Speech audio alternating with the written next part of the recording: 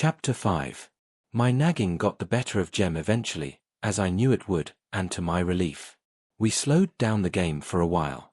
He still maintained, however, that Atticus hadn't said we couldn't, therefore we could, and if Atticus ever said we couldn't, Jem had thought of a way around it. He would simply change the names of the characters and then we couldn't be accused of playing anything. Dill was in hearty agreement with this plan of action. Dill was becoming something of a trial anyway, following Jem about. He had asked me earlier in the summer to marry him, then he promptly forgot about it.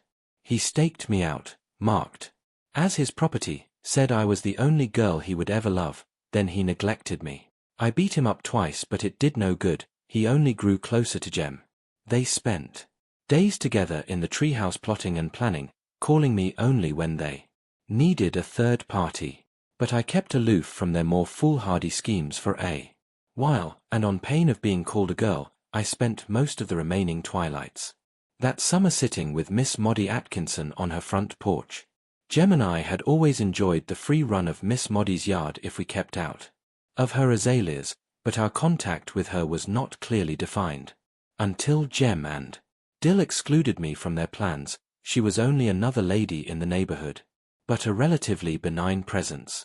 Our tacit treaty with Miss Maudie was that we could play on her lawn, eat her scuppernongs if we didn't jump on the arbor, and explore her vast back lot terms.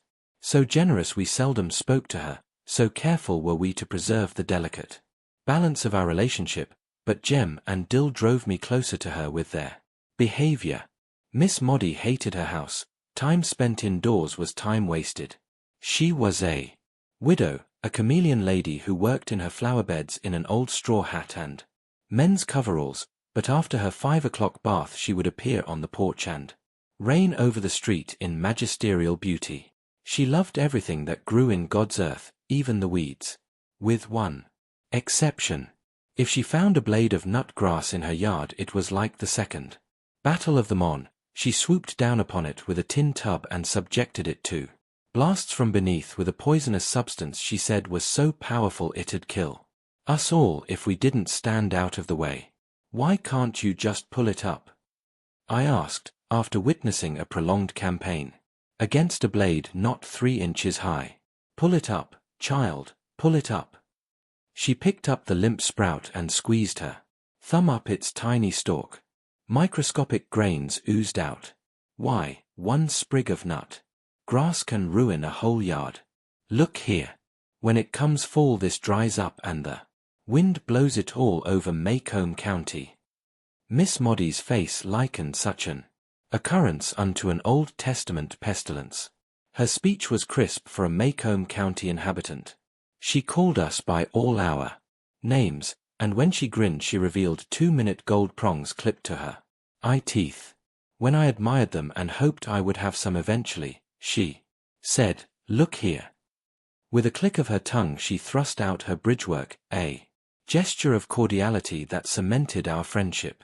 Miss Maudie's benevolence extended to Jem and Dill whenever they paused in their pursuits. We reaped the benefits of a talent Miss Maudie had hitherto kept hidden from us. She made the best cakes in the neighborhood. When she was admitted into our confidence, every time she baked she made a big cake and 3 little ones, and she would call across the street, "Jem Finch, Scout Finch, Charles Baker Harris, come here." Our promptness was always rewarded. In summertime, twilights are long and peaceful. Often as not, Miss Maudie and I would sit silently on her porch, watching the sky go from yellow to pink as the sun went down, watching flights of martins sweep low over the neighborhood and disappear behind the schoolhouse rooftops. "Miss Maudie," I said one evening, "do you think Boo Radley's still alive?" "His name's Arthur and he's alive," she said.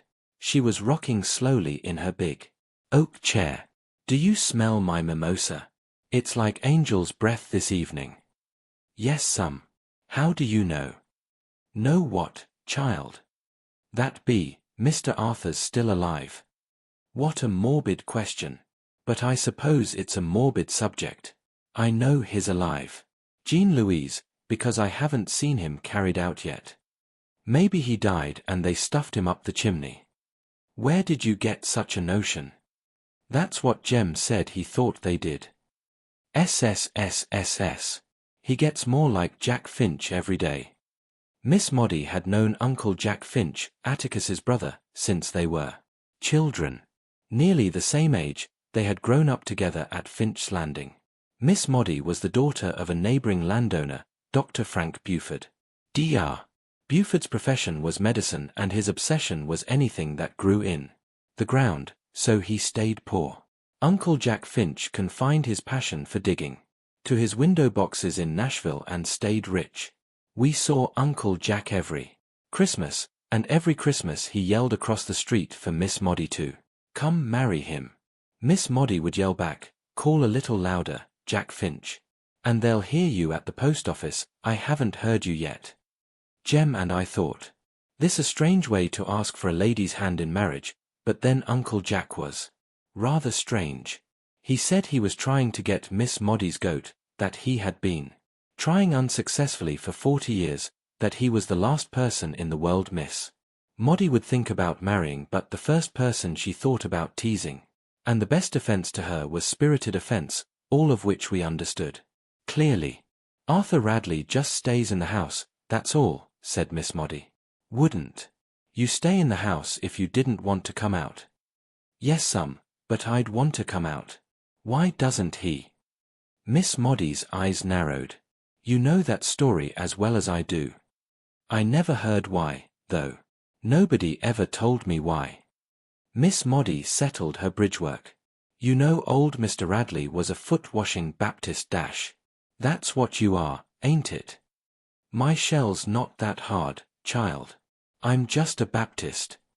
"Don't you all believe in foot-washing?" "We do. At home in the bathtub. But we can't have communion with you all dash." Apparently deciding that it was easier to define primitive baptistry than closed communion, Miss Moddy said, "Foot-washers believe anything that's pleasure is a sin. Did you know some of them came out of the woods one Saturday and passed by this place and told me and my flowers were going to hell?" "Your flowers, too?" "Yes, They'd burn right with me. They thought I spent too much time in God's outdoors and not enough time inside the house reading the Bible." My confidence in pulpit gospel lessened at the vision of Miss Moddy stewing forever in various Protestant hells. True enough, she had an acid tongue in her head, and she did not go about the neighborhood doing good, as did Miss Stephanie Crawford. But while no one with a grain of sense trusted Miss Stephanie, Jem and I had considerable faith in Miss Moddy. She had never told on us, had never played cat and mouse with us, she was not at all interested in our private lives. She was our friend. How so reasonable a creature could live in peril of everlasting torment was incomprehensible. "That ain't right, Miss Moddy. You're the best lady I know." Miss Moddy grinned. "Thank you. Thing is, foot-washers think women are a sin by definition. They take the Bible literally, you know." "Is that why Mr. Arthur stays in the house, to keep away from women?" "I've no idea. It doesn't make sense to me. Looks like if Mr. Arthur was hankerin' after heaven, he'd come out on the porch at least. Atticus says God's loving folks like you love yourself dash." Miss Moddy stopped rocking, and her voice hardened. "You are too young to understand it," she said, "but sometimes the Bible in the hand of one man is worse than a whiskey bottle in the hand of your father." I was shocked. "Atticus doesn't drink whiskey," I said. "He never drunk a drop in his life." "No'm, yes he did. He said he drank some one time and didn't like it." Miss Moddy laughed. "Wasn't talking about your father," she said. "What I meant was, if Atticus Finch drank until he was drunk he wouldn't be as hard as some men are at their best. There are just some kind of men who, so busy worrying about the next world they've never learned to live in this one, and you can look down the street and see the results. Do you think they're true, all those things they say about Mr. Arthur?" "What things?" I told her. "That is 3/4 colored folks and 1/4 Stephanie Crawford," said Miss Moddy grimly. Stephanie Crawford even told me once she woke up in the middle of the night and found him looking in the window at her. I said, "What did you do, Stephanie? Move over in the bed and make room for him?" That shut her up a while. I was sure it did. Miss Moddy's voice was enough to shut anybody up. "No, child," she said, "that is a sad house. I remember Arthur Radley when he was a boy. He always spoke nicely to me, no matter what folks said he did. Spoke as nicely as he knew how." "You reckon he's crazy?" Miss Moddy shook her head. "If he's not, he should be by now. The things that happen to people we never really know. What happens in houses behind closed doors, what secrets dash. Atticus don't ever do anything to Jem and me in the house that he don't do in the yard," I said, feeling it my duty to defend my parent. "Gracious child, I was raveling a thread, wasn't even thinking about your father. But now that I am, I'll say this, Atticus Finch is the same in his house as he is on the public streets. How'd you like some fresh pound cake to take home?" I liked it very much. Next morning when I awakened, I found Jem and Dill in the backyard deep in conversation. When I joined them, as usual they said, "Go away. Will not. This yard's as much mine as it is yours, Jem Finch. I got just as much right to play in it as you have." Dill and Jem emerged from a brief huddle. "If you stay, you've got to do what we tell you," Dill warned. "Well," I said, "who's so high and mighty all of a sudden? If you don't say you'll do what we tell you, we ain't gonna tell you anything." Dill continued. "You act like you grew 10 inches in the night. All right, what is it?" Jem said placidly, "We are going to give a note to Boo Radley." Just how? I was trying to fight down the automatic terror rising in me. It was all right for Miss Moddy to talk. She was old and snug on her porch. It was different for us. Jem was merely going to put the note on the end of a fishing pole and stick it through the shutters. If anyone came along, Dill would ring the bell. Dill raised his right hand. In it was my mother's silver dinner bell. "I'm going around to the side of the house," said Jem. "We looked yesterday from across the street, and there's a shutter loose. Think maybe I can make it stick on the window sill, at least." Jem dash. "Now you're in it and you can't get out of it, you'll just stay in it, Miss Priss." Okay, but I don't want to watch." "Jem, somebody was dash." "Yes you will, you'll watch the back end of the lot and Dill's gonna watch the front of the house and up the street, and if anybody comes he'll ring the bell. That clear?" "All right then. What'd you write him?" Dill said, "We're asking him real politely to come out sometimes and tell us what he does in there. We said we wouldn't hurt him and we'd buy him an ice cream." "You all ve gone crazy, he'll kill us." Dill said, "It's my idea. I figure if he'd come out and sit a spell with us he might feel better." "How do you know he don't feel good?" "Well, how'd you feel if you'd been shut up for 100 years with nothing but cats to eat? I bet he's got a beard down to here dash like your daddy's." "He ain't got a beard," he dash. Dill stopped, as if trying to remember. Corcher," I said. "You said for you were off the train good your daddy had a black beard dash. If it's all the same to you, he shaved it off last summer." "Yeah, and I've got the letter to prove it. He sent me $2 too." "Keep on, I reckon he even sent you a mounted police uniform." "That never showed up, did it? You just keep on telling him, son dash." Dill Harris could tell the biggest ones I ever heard. Among other things, he had been up in a mail plane 17 times, he had been to Nova Scotia, he had seen an elephant, and his granddaddy was Brigadier General Joe Wheeler and left him his sword.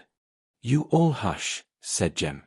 He scuttled beneath the house and came out with a yellow bamboo pole. "Reckon this is long enough to reach from the sidewalk. Anybody who's brave enough to go up and touch the house hadn't ought to use a fishin' pole," I said. "Why don't you just knock the front door down?" "This is different," said Jem. "How many times do I have to tell you that?" Dill took a piece of paper from his pocket and gave it to Jem. "The 3 of us walked cautiously toward the old house. Dill remained at the light pole on the front corner of the lot, and Jem and I edged down the sidewalk parallel to the side of the house. I walked beyond Jem and stood where I could see around the curve. All clear, I said. Not a soul in sight. Jem looked up the sidewalk to Dill, who nodded.